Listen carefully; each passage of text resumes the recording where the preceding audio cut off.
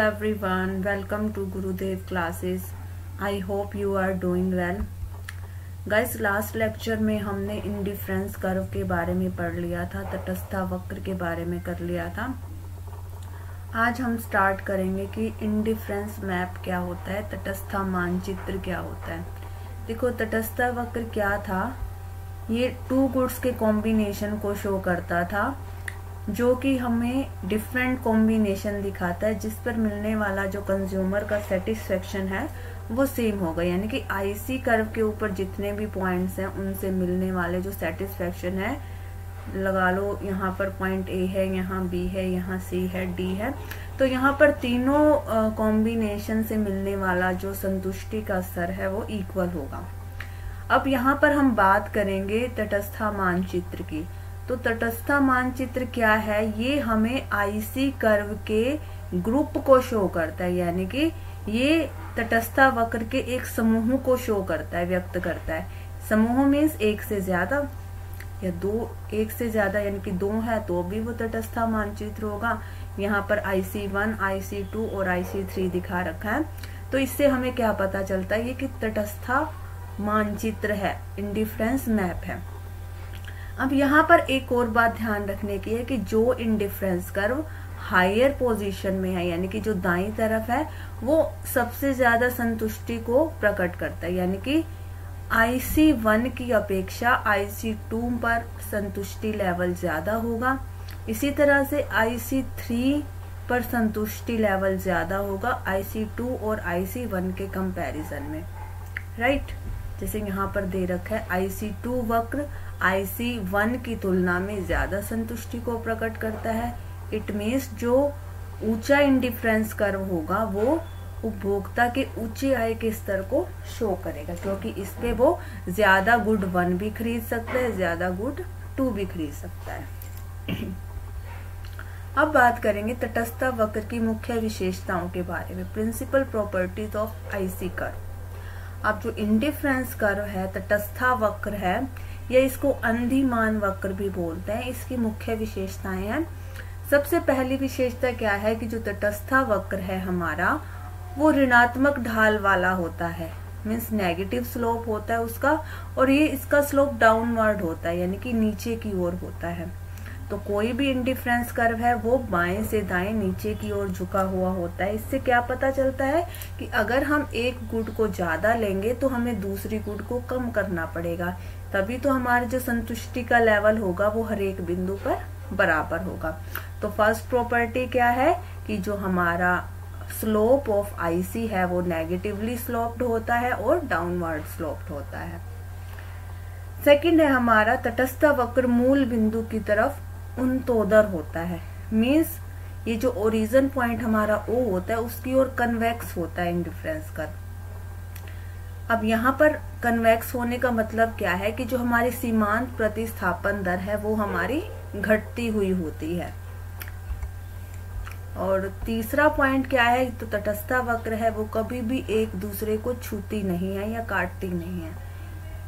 अब जो प्रत्येक तटस्था वक्र है वो क्योंकि अलग अलग पॉइंट्स पर अलग अलग संतुष्टि को व्यक्त करते हैं, और इसीलिए अगर वो एक दूसरे को काटेंगे तो वो कॉम्बिनेशन सही नहीं हो पाएगा।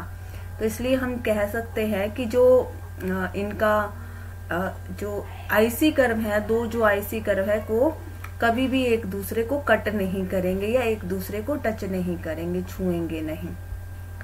फिर बात करते हैं इसके फोर्थ पॉइंट की। जो हायर इंडिफरेंस कर्व होता है, ऊंचा तटस्था वक्र होता है, वो संतुष्टि के ऊंचे स्तर को बताता है।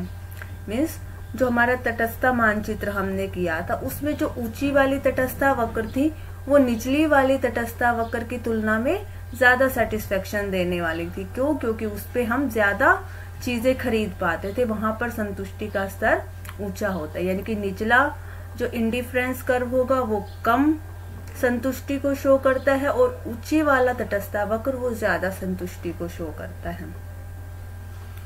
इसी तरह से हमारी नेक्स्ट प्रॉपर्टी है कि जो तटस्था वक्र है ना तो वो एक्स एक्सिस को टच करेगा, ना ही वो वाई वक्र को टच करेगा।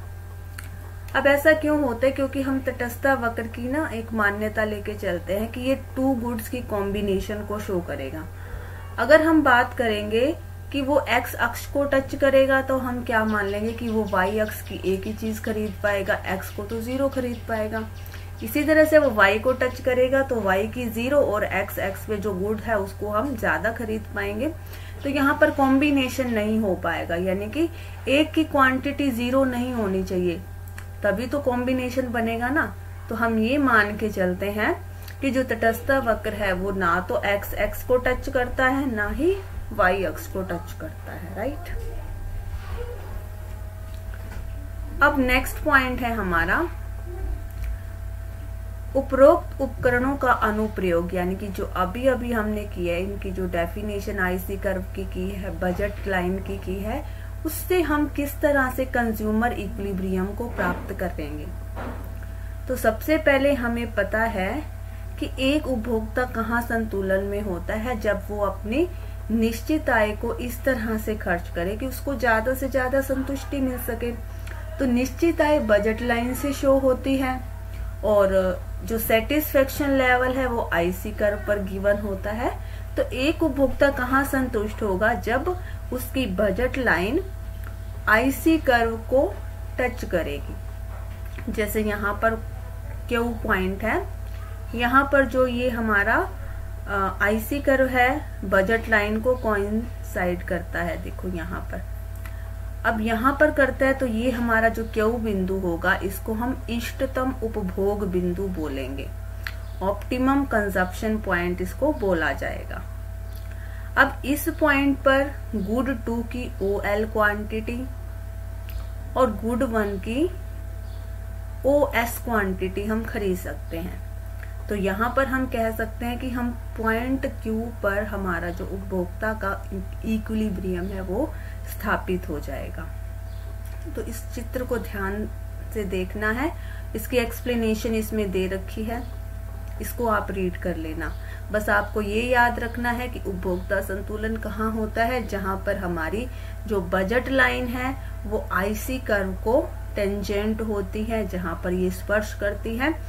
और यहाँ पर जो टी बिंदु है ना, क्योंकि ये बजट लाइन के अंदर है तो यहाँ पर हमारा सेटिस्फेक्शन लेवल उतना नहीं होगा जितना कि क्यू पर होगा।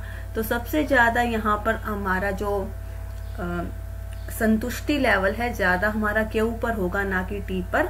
अगर हम टी पर मानते हैं तो टी पर हम क्या कर सकते हैं? जो हमारा गुड 1 है उसकी तो बस हम LT इकाइयां ही खरीद पाएंगे और गुड 2 की OL जो कि बहुत ही कम होगी। ये वाला जो हमारा बॉक्स बनेगा, ये बॉक्स हमारा छोटा बन रहा है, कौन सा OLT, और ये 10 पे आके मिलेगा, इसका कोई भी नाम दे देंगे, ये छोटा है, जबकि ये OLQS ये बड़ा है। तो सेटिस्फेक्शन लेवल हमारा कहाँ पर ज्यादा होगा? जब हम Q बिंदु पर होंगे। तो इस तरह हम कह सकते हैं कि उपभोक्ता कब संतुलन में होगा? उस समय संतुलन में होगा जब उसकी बजट रेखा या हम कह सकते हैं कीमत रेखा टेंजेंट होगी इंडिफरेंस कर्व के।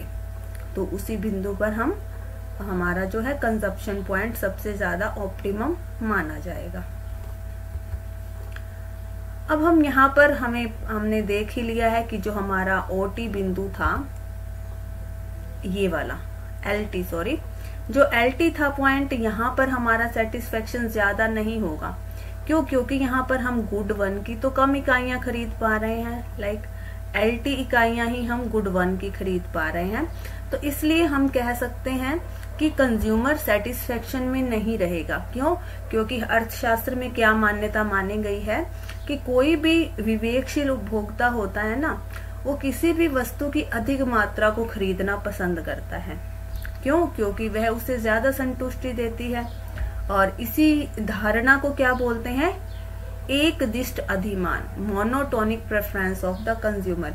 यानी कि जो हमारा कंज्यूमर है या हमारा जो उपभोक्ता है वो विवेकशील है, वो अधिक इकाइयों को खरीदना पसंद करेगा क्योंकि उसे अधिक संतुष्टि मिलती है। तो इसी तरह से यहाँ पर दे रखा है एक दिष्ट अधिमान क्या होता है? ये हमें बताता है कि कोई भी जो विवेकशील उपभोक्ता है वो हमेशा किसी भी वस्तु की ज्यादा मात्रा को प्रेफरेंस देता है। उसकी ज्यादा मात्रा को पसंद करता है। क्यों? क्योंकि इसी से ही उसका जो संतुष्टि लेवल है वो ज्यादा होगा। Thank you so much guys, I hope आपको ये टर्म्स सारी क्लियर होंगी।